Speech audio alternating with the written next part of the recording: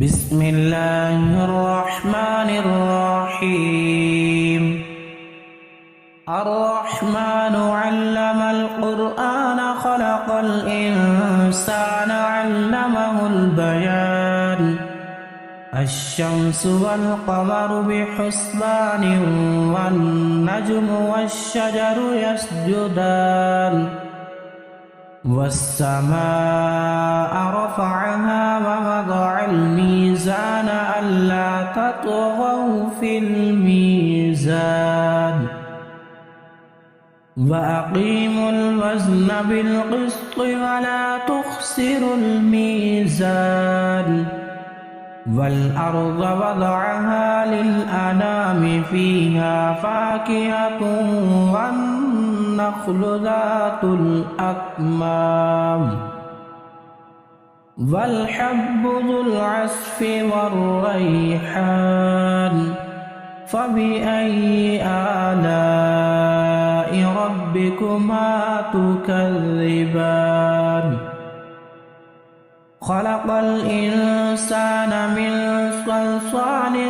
كالفخار وخلق الجان من مارج من نار فبأي آلاء ربكما تكذبان رب المشرقين ورب المغربين فبأي آلاء ربكما تكذبان مرج البحرين يلتقيان بينهما برزخ لا يبغيان فبأي آلاء ربكما تكذبان يخرج منهما اللؤلؤ والمرجان فبأي آلاء ربكما تكذبان وله الجوار المنشآت في البحر كالأعلام فبأي آلاء ربكما تكذبان كل من عليها فان ويبقى وجه ربك ذو الجلال والإكرام فبأي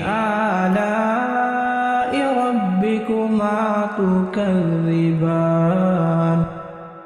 يسأله من في السماوات والأرض كل يوم هو في شأن فبأي آلاء ربكما تكذبان سنفرغ لكم أيها الثقلان فبأي آلاء ربكما تكذبان يا معشر الجن والإنس إن استطعتم أن تنفذوا من أقطار السماوات والأرض فانفذوا لا تنفذون إلا بسلطان فبأي آلاء ربكما تكذبان يرسل عليكما شواظ من نار ونحاس فلا تنتصران فبأي آلاء ربكما تكذبان فإذا انشقت السماء فكانت وردة كالدهان فبأي آلاء ربكما تكذبان فيومئذ لا يسأل عن ذنبه إنس ولا جان فبأي آلاء ربكما تكذبان يعرف المجرمون بسيماهم فيؤخذ بالنواصي والأقدام فبأي آلاء ربكما تكذبان هذه جهنم التي يكذب بها المجرمون يطوفون بينها وبين حميم آن فبأي آلاء ربكما تكذبان ولمن خاف مقام ربه جنتان فبأي آلاء ربكما تكذبان ذواتا أفنان فبأي آلاء ربكما تكذبان فيهما عينان تجريان فبأي آلاء ربكما تكذبان فيهما من كل فاكهة زوجان فبأي آلاء ربكما تكذبان متكئين على فرش بطائنها من استبرق وجنى الجنتين دان فبأي آلاء ربكما تكذبان فيهن قاصرات الطرف لم يطمثهن إنس قبلهم ولا جان فبأي آلاء ربكما تكذبان كأنهن الياقوت والمرجان فبأي آلاء ربكما تكذبان هل جزاء الإحسان إلا الإحسان